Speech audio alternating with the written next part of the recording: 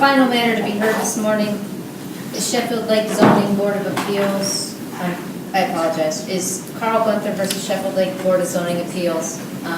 Both sides will have 15 minutes to argue. The appellant may reserve up to 5 minutes for rebuttal. If you'd like to reserve any time as the appellant, please let me know. I'm keeping the clock this morning. It's my understanding we have two appellees on the side of the, we have two parties on the side of the appellees. If you want to split that time or however you want to use your 15 minutes. We read the briefs and we're ready to proceed when you are.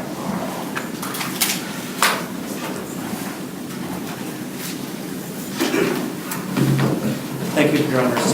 Good morning. My name is Brent English. I'm here on behalf of all of the appellants in this case.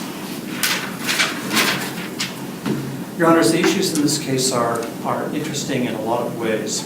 The first issue that I would like to address is the first assignment of error that relates to a violation of my client's due process rights. As the court read in the briefs, and I'm sure that the record will reflect this, there was a public meeting that occurred in the village of Sheffield Lake that turned, the city of Sheffield Lake that turned into frankly, a rather bizarre event. The chairperson of the board decided that she was going to dictate to the citizens of Sheffield Lake how and when they could say whatever it is they wanted to say about a public application for a zoning variance or for a zoning determination. And when my clients attempted to speak, they were cut off, they were abused.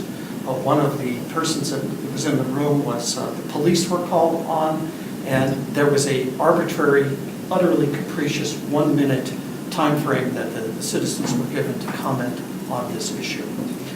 We respectfully submit that the board completely lost its way in this case, and as a result, the decision that they made was unlawful because my clients were not afforded any reasonable due process, and moreover, they were deprived of their First Amendment right to address the body.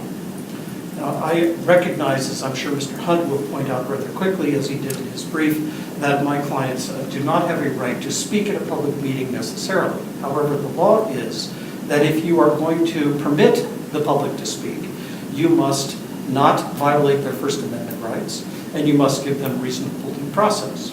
This was a public meeting. This was not some private session. This was a public meeting to which they had every right to appear, and the board permitted them to speak. But what the problem is in this case is that they didn't give any meaningful right to say anything. As soon as they said anything, they were met with opposition from all sides, and particularly the chairperson of this board, who, let's just say, was about as undistinguished as possible with respect to the manner in which this meeting was run. As a result, after the decision was made by the board, which seemed to be a foregone conclusion, my clients appealed to the Court of Common Pleas of Lorain County, challenging the manner in which the public meeting occurred. Let me stop you for just Yes, a Your moment, Mr. English. Are we going to find in the record that the chairperson at the outset of the hearing identified the parameters of the remand from the county police court? I don't think she specifically indicated, she being the chairperson of the board, it did not specifically indicate what those parameters would be. Did she indicate what the focus of the hearing was? Well, she didn't specifically do that. However, it was clear, the law director, Mr. Graves, was present, and I think it was pretty clear from the meeting that this was on remand from the Court of Common Pleas on a prior appeal, and that the issue was particularly focused. However, that didn't mean that the citizens of Sheffield Lake, particularly the ones that I represent, didn't have an opportunity to comment about the very issues that were in place. And as soon as they stood up to say anything that arguably could be outside the parameter of what the board considered the remand order to be, they were immediately cut off and seriously mistreated by this public body. That, I respectfully submit, is a violation of their due process rights, and certainly a violation of their First Amendment rights to at least speak on the issue. Now, all of us have been in public meetings. We know there are people that sometimes fall off the bus and start talking about things that are really not relevant. And it's not unreasonable for a board to limit the discussion to the matters at hand. I don't dispute that. However, when you give a citizen an opportunity to speak and then cut them off immediately as soon as they say anything, that goes beyond the pale. That's where the problem is in this case. Is there anything in the record that you will find that suggests that your clients were prohibited from speaking based upon the content of their speech? And when I say content of their speech, I'm asking you to zero in on content aside from the particular focus that you indicate the law director had set for the hearing. I think you will find that, Your Honor, in the record. The transcript is not long, and if you read it, you will be just left scratching your head wondering, how is it that this public meeting, which should have been pretty straightforward, where citizens came and spent their time to talk about an important issue for them, namely the placement of the store right in their residential neighborhood, how the board just suddenly got into a position where nobody could speak about any issue without these arbitrary limitations and frankly disparagements being made. And does that take into consideration the fact that, and I know this is I believe this is a separate assignment there, that the board had previously met and had heard from a number of these individuals, including your client, about matters that were outside of the scope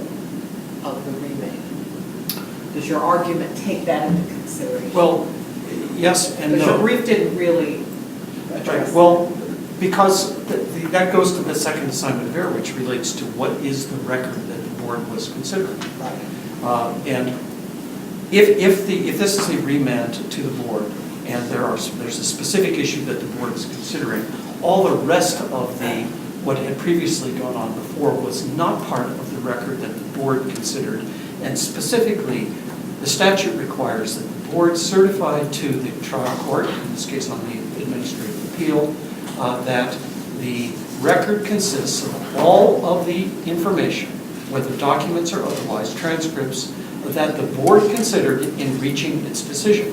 So what we had is, we have the law director, and I don't mean any personal ill will to him, simply took everything that had previously been done in respect to this matter and threw it into the administrative record as if the board had considered those issues, when in fact there's no indication that the board considered that.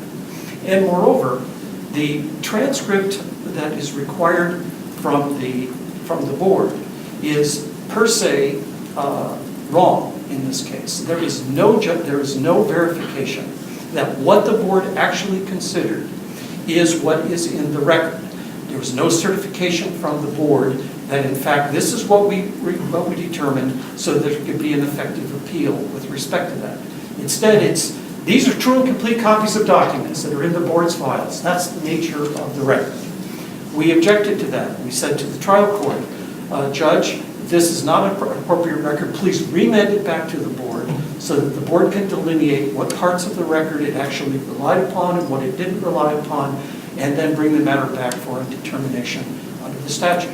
The court completely ignored that issue and decided instead, simply in a rote entry, the order is not arbitrary, capricious, or unlawful or unreasonable, and therefore affirmed it. And that left us with no choice but to bring that matter to the court here. And I think that the proper remedy in this case is a remand to the Sheffield Board of the Sheffield Zoning Board for it to delineate specifically what those issues were, so that we can more pinpoint how this happened. Also, the remedy that the board clearly has here is to conduct a new hearing at which, if it's going to allow people to speak, then it should allow them to speak and not cut them off and not mistreat them. And if it's going to decide that no one can speak, but it's going to be a public meeting, it should say that unequivocally, and then there will be a record as to what happens. And then anyone who wants to participate in the hearing can file whatever they need to file. But in this kind of a case, This seemed like a situation where the board had already determined what it was going to do. It didn't want to be bothered with the citizens of this city saying anything about what it wanted to do. So in my judgment, this is a violation of my client's due process rights. The record is insufficient as a matter of law, I think. And as a result, this court should reverse and remand. I'll reserve the rest of my time.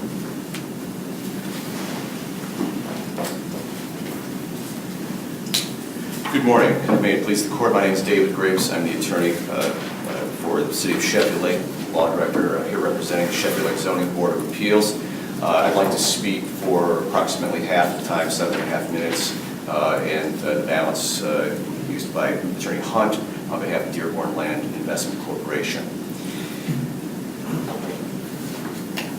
The meeting that occurred on May 15th, 2013 was the 5th time that the Avon Lake Zoning Board of Appeals considered the issues in this case.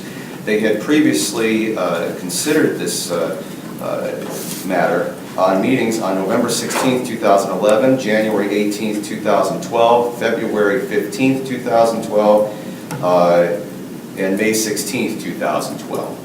All of the appellants in this case were given the opportunity to speak at all of those prior meetings, and many of them took advantage of that opportunity.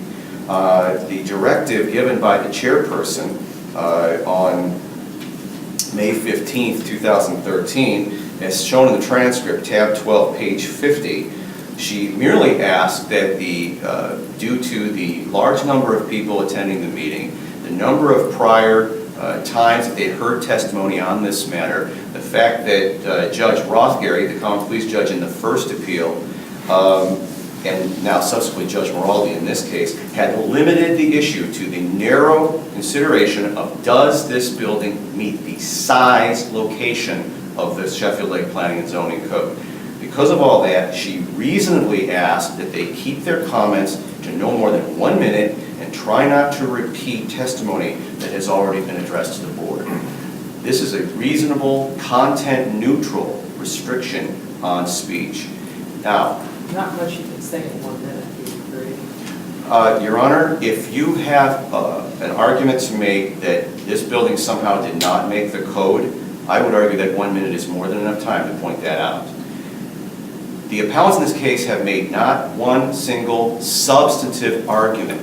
They have never argued that this building does not meet our code, which again was the only issue that the zoning board was considering on that day. The reason they haven't done that is because there is no argument. It meets the code. That's a fact.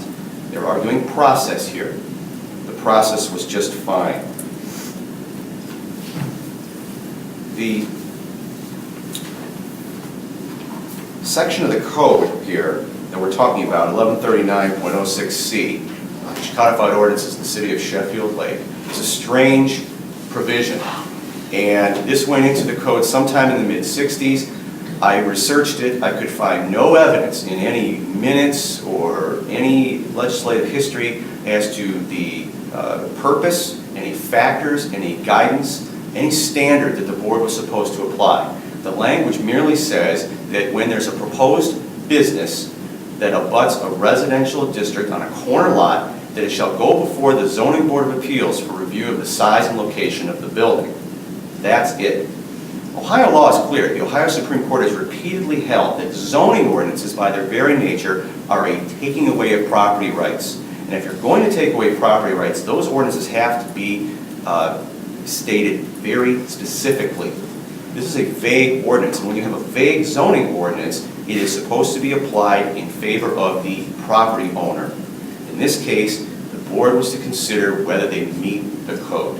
That's what we were left with. And again, that was affirmed by Judge Rothgary in the first appeal, and it was reaffirmed by Judge Moraldi, the lower court's decision in this particular case.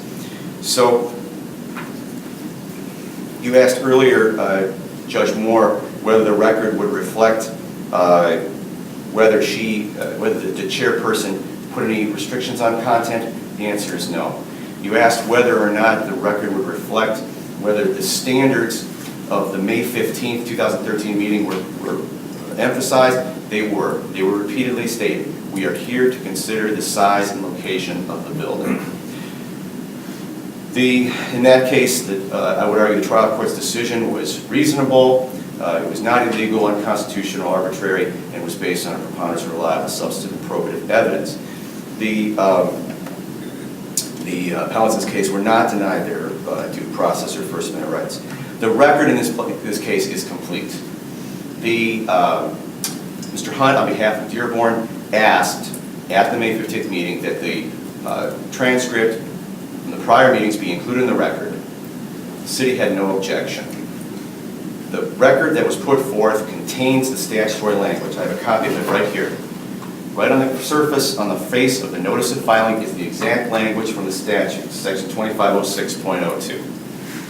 The verification included within the record by the clerk of committees for the city of Sheffield Lake was an extra step, and she verified that all the papers on here were true and exact copies of records on file with the city of Sheffield Lake. Speak to, if you would, this stipulation that the record from the prior hearing would be included. What was the date of that hearing, and who relevant to this appeal was present? I believe that was made at the May 15th, 2013 meeting, if I'm not mistaken. The zoning board had heard abundant testimony on this issue, had been provided with a number of records, documents related to their ability to try and make the best decision that they could. When it was remanded, they were obviously still considering all of those papers. These are volunteer citizens who were trying to make the best decision that they could. So the record it included everything that they had considered in coming to their decision on May 15th to allow the permit for the construction of this, it's going to be a Dollar General store. So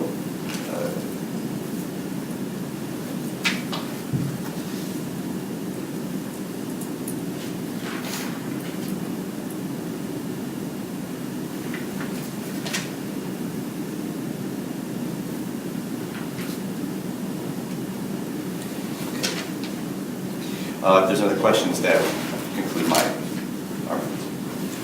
Thank you.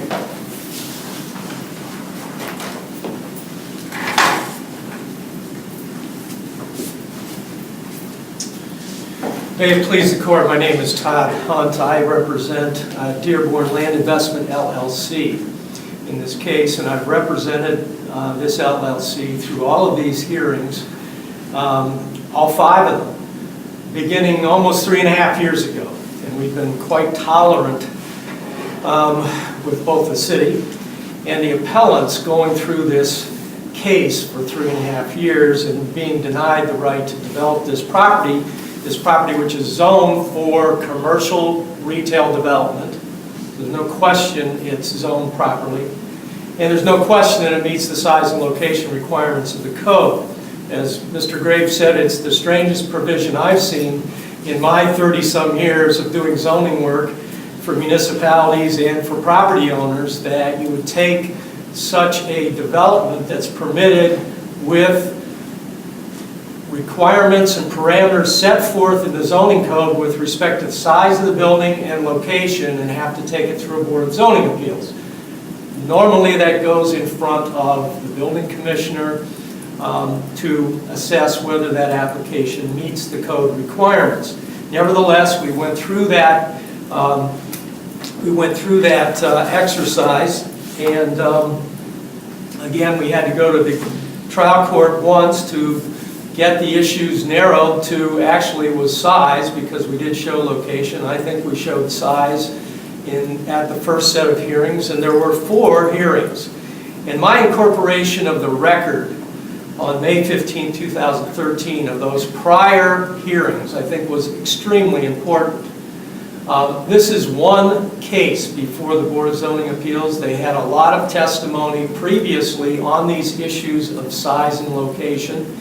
And so it was not improper for me and for the city, Board of Zoning Appeals, to accept that incorporation of the record that was before the board on those 4 prior hearings.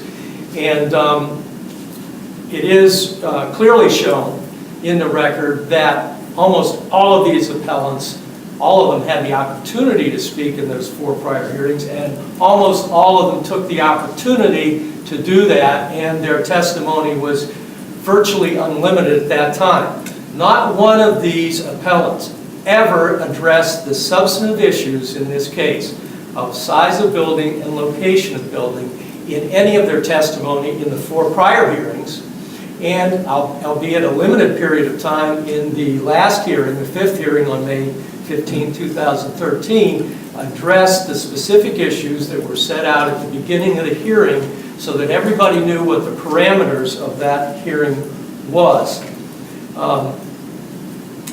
My client made a lot of concessions over the 3.5 years. They could have built the original building, built it within the parameters of the code, but they came back giving to the citizens and residents a little bit more, scaling down the size of the building with greater setbacks, saving trees along the roadway, mature trees, changing the delivery docks from the residential side of the property, the side that abutted the residentially zoned property, to the side that abuts the commercially zoned property. So they made a lot of concessions throughout this, and particularly at the final hearing. I guess I want to address some of the things that are addressed by the appellants in their brief. First of all, the standard here is an abuse of discretion standard that you need to apply. And I don't see any way that the trial courts in this matter, both Judge Rothgary and Judge Maraldi, had a perversity of will, passion, prejudice, partiality, moral delinquency. Those are the standards for abuse of discretion. Their judgment was unreasonable. I don't believe so. Arbitrary, unconscionable. And none of those standards have been met here.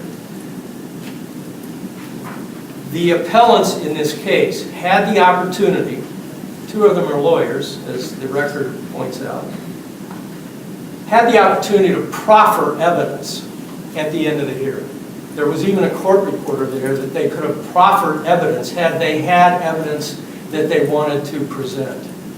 My client stood up there, and Mr. Waitilla is here today with me, stood up there and answered questions from the audience as to what this application was all about and how the building was going to be located on the property, and actually made more concessions at that meeting, not because he had to, simply because he thought that was the right thing to do for our client. They also had an opportunity in the trial court on a 2506 appeal to file an affidavit with the court, pointing out the deficiencies in the record, their inability to proffer. Well, they had no inability to proffer. In fact, they didn't even object to the fact that they couldn't present certain types of evidence and establish that in the record. And they didn't file the affidavit in the trial court, which they could have filed, to put on additional evidence in the trial court with the things that they wanted to talk about, even though they may not have been relevant, and Judge Maraldi would have had to rule on the relevancy of that evidence. The 2 last things that I want to address are the issue of intervention by my client. I just cannot understand, and I think it's ridiculous, that an argument can be made that my client did not have the right to intervene in the administrative appeal in the trial court. They are the applicant. They are affected by any decision made by that trial court as to the use of that property, and so they certainly had a legal interest in this proceeding and in the proper subject property itself. And it doesn't matter whether it's under Civil Rule 24A or 19A, whether it's mandatory intervention or it's permissible by the court, we were permitted, my client was permitted to intervene. And we believe, and the only issue raised by the appellants on the intervention is whether the city or the Board of Zoning Appeals could have adequately represented our client's interests. Well, we were in a significant dispute with the city and the Board of Zoning Appeals in the first appeal to Common Police Court, and we did prevail to a great extent on that issue, having the remand and limited to the issues that are clearly in the zoning code.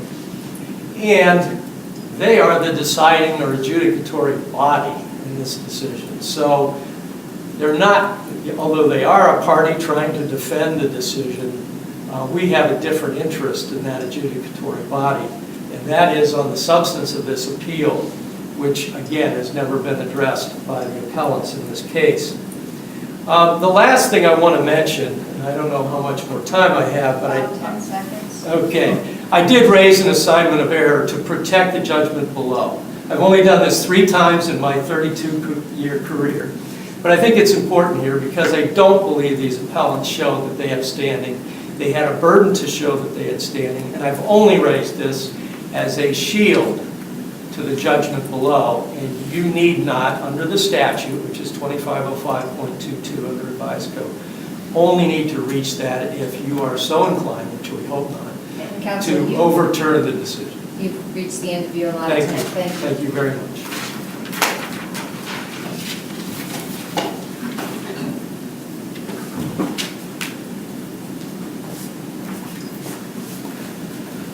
There's a lot I could say, but let me limit myself to a couple of points. First of all, with respect to the purported stipulation, here's how it went. Mr. Hunt, making a presentation on behalf of Dearborn, says, and I would like what has previously happened to be stipulated as part of the record here. The board, without saying a word, didn't say anything, never incorporated, never agreed to that, never said they were relying upon it, didn't say anything about it. Instead, Mr. Graves said, stipulated, fine. On what basis does a lawyer have to say to, and that is what they're claiming. That's the legal justification for including all the rest of this stuff in the record. I think that's wrong. I think it's plainly wrong. And although Mr. Graves says that we did not have any obligation to transmit the record in any other way than we did, that is not the case. Take a look at 250604. It tells you exactly how the record, what the record needs to consist of and how it is to be transmitted. And I have briefed this fully on behalf of the appellants. Secondly, with respect to the standard of review, the trial court standard of review was not abuse of discretion. It is your standard of review in looking at what the trial court actually did. But the standard of review in 2506 is whether the decision was unconstitutional, illegal, arbitrary, capricious, unreasonable, or unsupported by a preponderance of substantial, reliable, and probative evidence on the whole record. And when you tell citizens, you have 1 minute, and as soon as you start to talk, you're cut off saying that's not relevant, move out of Sheffield Lake, if you don't like it, too bad, remove this guy because he's allegedly making noise in the room. When you're doing that, you are not creating a record that anyone can properly review. This is being completely arbitrary and completely capricious, and under the circumstances, the record will fully support that. And last, Dearborn claims that they have a right to intervene. They didn't claim it was a permissive right. They didn't seek it under 19A. They said under Civil Rule 24A, we have a right to intervene. And yes, they have an interest, no question about that, but if you look at the law, one of the requirements is that another party cannot adequately represent your interest. Certainly the city of Sheffield Lake can adequately represent its own board with respect to the procedures that it undertook or the procedures that it failed to undertake in respect to this case. This is not a matter for Dearborn to be concerned with. Instead, it is a matter that is more than adequately represented by the city. We challenged their right to intervene. The court overruled that. And oh, by the way, they challenged my client's standing. The court overruled that as well. I don't think that assignment of error is valid at all. Would the Board of Zoning Appeals have the authority to make agreements about the trees? Yes, they could. Without consulting with Dearborn? No, not without consulting with Dearborn. What you're not hearing, if you read when you read the transcript, I'm sure you'll see this. There was a lot of discussion about a lot of things other than the specific issue on remand, which then gave rise to people wanting to comment and wanting to participate, just like citizens have a right to do.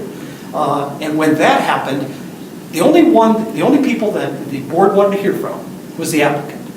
They wanted to cut off every discussion whatsoever from the citizens who would be adversely affected by what Dearborn was proposing. Dearborn did propose a number of things, and the board had a discussion, a colloquy back and forth about, okay, we'll accept that, and that seems like a good idea, and blah, blah, blah.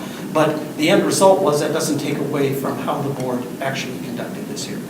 The way they conducted this hearing deprived my clients of due process, deprived them of their First Amendment right, and moreover, and it's not content neutral, as Mr. Graves contended, and moreover, the record is, as a matter of law, insufficient for this court to be able to affirm this decision. I therefore ask you to reverse. Thank you.